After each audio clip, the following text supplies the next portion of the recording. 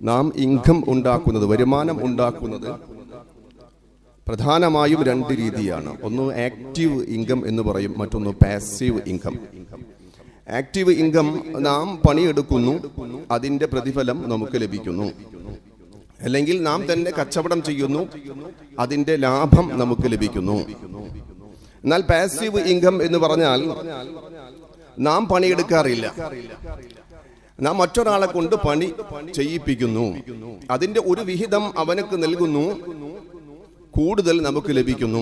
അത് ഓണർഷിപ്പായി, അവൻ ഓണറായി അല്ലെങ്കിൽ മുതലാളിയായി മാറി.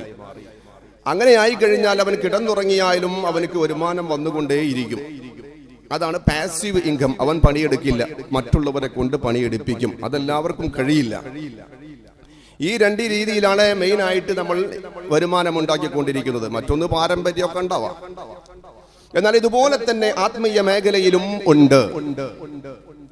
നാം ഇബാദത്ത് ചെയ്യുന്നു, നാം നിസ്കരിക്കുന്നു, നോമ്പ് നോൽക്കുന്നു, സ്വലാത്തുകൾ ചൊല്ലുന്നു, അതിന്റെ പ്രതിഫലം നമുക്ക് ലഭിക്കുന്നു. എന്നാൽ അതിന് പകരം കുറച്ചുകൂടി ഒരു സ്റ്റെപ്പ്, ഒരു സ്റ്റാൻഡേർഡ് ഒന്ന് വർദ്ധിപ്പിച്ചു കഴിഞ്ഞാൽ, നാം മുഖേന മറ്റൊരാൾ സ്വലാത്ത് ചെല്ലുക, നാം മുഖേന മറ്റൊരാൾ ഒരു കർമ്മം ചെയ്യുക എന്ന് വന്നു കഴിഞ്ഞാൽ അവനക്ക് അതിന്റെ അതുപോലെ സമാനമായ പ്രതിഫലം ലഭിക്കുന്നു. മൻ അല്ലമ ഇൽമൻ ഫലഹു അജ്റുഹു വഅജ്റു മൻ അമില ബിഹി ലാ യൻഖുസു മിൻ അജ്രിൽ ആമിലി. ഇത് പ്രകാരം ഒരുത്തൻ ഒരു ഇൽമു പഠിപ്പിച്ചു കൊടുത്തു, അവൻ അത് പ്രവർത്തിച്ചു കഴിഞ്ഞാൽ അവൻ പ്രവർത്തിച്ചതിന്റെ പ്രതിഫലം പോലോത്തത് ഇവനക്ക് ലഭിക്കുന്നു. എന്നാൽ പ്രവർത്തിച്ചവനക്ക് അതിന്റെ കൂലി കുറയുകയും ഇല്ല.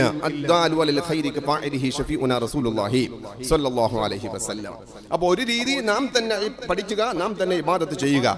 മറ്റൊന്ന് മറ്റുള്ളവർക്ക് പ്രേരിപ്പിക്കുക, മറ്റുള്ളവരെ കൊണ്ട് ഇബാദത്ത് ചെയ്യിപ്പിക്കുക. എന്നാൽ മൂന്നാമതൊരു കോലം കൂടിയുണ്ട്. അത് നമ്മുടെ ഭൗതിക ബിസിനസ്സിൽ കാണില്ല. നാം ചെയ്യുകയില്ല, മറ്റൊരാളെ കൊണ്ട് ചെയ്യിപ്പിക്കുകയുമില്ല. നാം ചിന്തിക്കുക മാത്രം ചെയ്യുന്നു, അതിന്റെ പ്രതിഫലം നമുക്ക് ലഭിക്കുന്നു. അമലുകൾ ചെയ്യാതെ അമലുകൾ ചെയ്യാൻ ഉദ്ദേശിച്ചാൽ കൂലി രേഖപ്പെടുത്തുന്നു.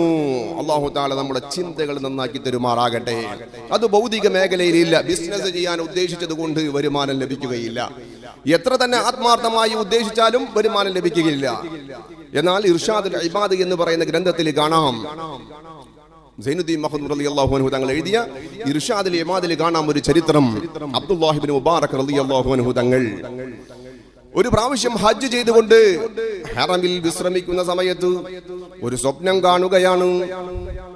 രണ്ട് മലക്കുകൾ വന്നുകൊണ്ട് ഡിസ്കഷൻ നടത്തുന്നു, സംഭാഷണം നടത്തുന്നു. ഒരു മലക്ക് ചോദിച്ചു, ഈ പ്രാവശ്യം എത്ര ആളുകളാണ് ഹജ്ജ് ചെയ്തത്? മറ്റേ മലക്ക് പറഞ്ഞു, 6 ലക്ഷത്തോളം പേര് ഹജ്ജ് ചെയ്തു. വീണ്ടും ചോദിച്ചു, എത്ര ആളുടെ ഹജ്ജ് സ്വീകരിച്ചു? മറ്റേ മലക്ക് പറയുന്നു, ഒരാളുടെയും ഹജ്ജ് സ്വീകരിച്ചിട്ടില്ല. എന്നാൽ ഡമസ്കസിലുള്ള ഒരു ചെരുപ്പുകുത്തിയായ മുവഫഖ് റളിയല്ലാഹു അൻഹു തങ്ങൾ എന്ന ഒരു വ്യക്തി, അദ്ദേഹം ഹജ്ജ് ചെയ്തിട്ടില്ല. പക്ഷേ അദ്ദേഹത്തിന്റെ ഹജ്ജിന്റെ കൂലി കൊണ്ട് ഈ 6 ലക്ഷം പേരുടെയും ഹജ്ജ് അല്ലാഹു തആല സ്വീകരിച്ചിരിക്കുന്നു. ചെയ്യാത്ത ഹജ്ജ് സ്വീകരിച്ചുകൊണ്ട് ചെയ്തവരുടെ എല്ലാവരുടെയും ഹജ്ജിന് പ്രതിഫലം ലഭിച്ചുപോയി. ഉടൻ തന്നെ അബ്ദുല്ലാഹി ഇബ്നുൽ മുബാറക് റളിയല്ലാഹു അൻഹു തങ്ങൾ ദമസ്കസിലേക്ക് പുറപ്പെടുന്നു. ആ ചെരുപ്പ് കുത്തിയെ കണ്ടെത്തുന്നു. അദ്ദേഹത്തിനോട് വിവരങ്ങളെല്ലാം പറയുന്നു. നിങ്ങൾക്ക് എങ്ങനെയാണ് ഇത്രയും വലിയ ദർജ കിട്ടിയത്? നിങ്ങൾ എന്ത് ഹജ്ജാണ് ചെയ്തത്? ആ സാധു മനുഷ്യൻ പറയുന്നു, ഞാൻ ഒരുപാട് നാളായി ഹജ്ജ് ചെയ്യാൻ വേണ്ടി പൂതി വെച്ച് നടക്കുന്നു. വർഷങ്ങളോളമായി എനിക്കൊരു ഹജ്ജ് ചെയ്യാൻ പൂതിയുണ്ട്. അല്ലാഹു തആല നമുക്ക് മഖ്ബൂലും മബ്റൂറുമായ ഹജ്ജും ഉംറയും ചെയ്യാൻ നമുക്കെല്ലാം ഓരോരുത്തർക്കും തൗഫീഖ് നൽകുമാറാകട്ടെ. നാം ആഗ്രഹിക്കണം. അങ്ങനെ ഞാൻ ആഗ്രഹിച്ചുകൊണ്ട് 300 ദീനാർ എന്റെ കയ്യിൽ സമ്പത്ത് വന്നു. ഞാൻ ചെരുപ്പ് കുത്തി കിട്ടുന്നതായ എന്റെ പ്രതിഫലത്തിൽ നിന്ന് അല്പം മാറ്റിവെച്ചുകൊണ്ട് ഹജ്ജ് ചെയ്യാനുള്ള ഉദ്ദേശത്തിൽ മാറ്റിവെച്ച് ഹജ്ജിനുള്ള പൈസയായി, സമ്പത്തായി ഇപ്രാവശ്യം ഹജ്ജ് ചെയ്യാൻ ഞാൻ ഉദ്ദേശിച്ചു. അങ്ങനെ ഇരിക്കെ എന്റെ ഭാര്യ ഗർഭിണിയാണ്.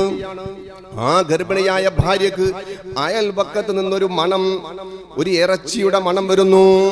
ഗർഭിണിയായ സ്ത്രീകൾക്ക് ചില മണങ്ങൾ വലിയ ഇഷ്ടമായിരിക്കും, ചില മണം ഭയങ്കര വെറുപ്പായിരിക്കും. എന്തോ ഈ ഇറച്ചിയുടെ മണം വല്ലാതെ പിടിച്ചുപോയി ഭർത്താവിനോട് പറഞ്ഞു, അയൽവക്കത്ത് ഇറച്ചി വെക്കുന്നുണ്ട്, എനിക്ക് കുറച്ച് കറി ഒന്ന് പോയി നിങ്ങൾ വാങ്ങിക്കൊണ്ടുവരണം. അങ്ങനെ എന്തു ചെയ്തു? ഈ ചെരുപ്പ് കുത്തി അയൽവാസിയുടെ അടുക്കിലേക്ക് ചെന്നു, വാതിലിൽ മുട്ടി. ഇവിടെ ഇറച്ചിയുടെ സ്മെല്ല് വരുന്നുണ്ട്, ഇവിടെ ഇറച്ചി വെക്കുന്നതിന്റെ സ്മെല്ല് വരുന്നുണ്ട്, എന്റെ ഭാര്യ ഗർഭിണിയാണ്, ആയതുകൊണ്ട് ഒരല്പം കറി ഞങ്ങൾക്ക് തരണം. ആ സ്ത്രീ പറയുന്നു, ഈ ഇറച്ചി നിങ്ങൾക്ക് ഹലാലല്ല. അദ്ദേഹം ഞെട്ടിപ്പോയി, എന്താണ് ഹലാൽ? നിങ്ങൾക്ക് ഹലാൽ, ഞങ്ങൾക്ക് എങ്ങനെ ഹറാമാകും? ആ സ്ത്രീ പറയുന്നു, എന്റെ ചെറിയ മക്കൾ ഭക്ഷണം കഴിച്ചിട്ട് ദിവസങ്ങളോളമായി. അങ്ങനെ ഞാൻ എന്തെങ്കിലും ഭക്ഷണം ലഭിക്കുമോ എന്ന് തിരഞ്ഞുകൊണ്ട് പോകുന്ന സമയത്ത് ചത്ത ഒരു കഴുതയെ ഞാൻ കണ്ടു. അതിന്റെ ഒരു കഷ്ണം ഞാൻ മുറിച്ചെടുത്തുകൊണ്ട് വേവിക്കുകയാണ്. ഞങ്ങൾക്കത് ഹലാലാണ്, നിങ്ങൾക്കത് ഹലാലല്ല. ഇതങ്ങ് കേട്ടപ്പോൾ വർഷങ്ങളോളമായി സ്വരൂപിച്ചിരുന്ന ഒരു ഹജ്ജ് ചെയ്യാനുള്ള ഭൂതിയിൽ സ്വരൂപിച്ചിരുന്ന ആ പൈസ കൊണ്ടുപോയി ആ വീട്ടുകാർക്ക് ദാനം നൽകുന്നു. ഇപ്രാവശ്യം ഹജ്ജ് ചെയ്യണ്ട എന്ന് തീരുമാനിക്കുന്നു. പക്ഷേ അല്ലാഹു തആല ആ ഒരു തീരുമാനത്തിന്റെ പേരിൽ, ആത്മാർത്ഥമായി ഹജ്ജ് ചെയ്യാൻ ഉദ്ദേശിച്ചതിന്റെ പേരിൽ ആ ഹജ്ജ് സ്വീകരിക്കുകയും 6 ലക്ഷം പേരുടെ ഹജ്ജ് സ്വീകരിക്കാൻ കാരണമാവുകയും ചെയ്തു. എന്തുകൊണ്ട്? മനസ്സിൽ ദൃഢനിശ്ചയം ചെയ്തു പോയി. അല്ലാഹു തആല നമുക്കും ഹജ്ജും ഉംറയും ചെയ്യാൻ തൗഫീഖ് നൽകുമാറാകട്ടെ. നാം ആഗ്രഹിക്കണം.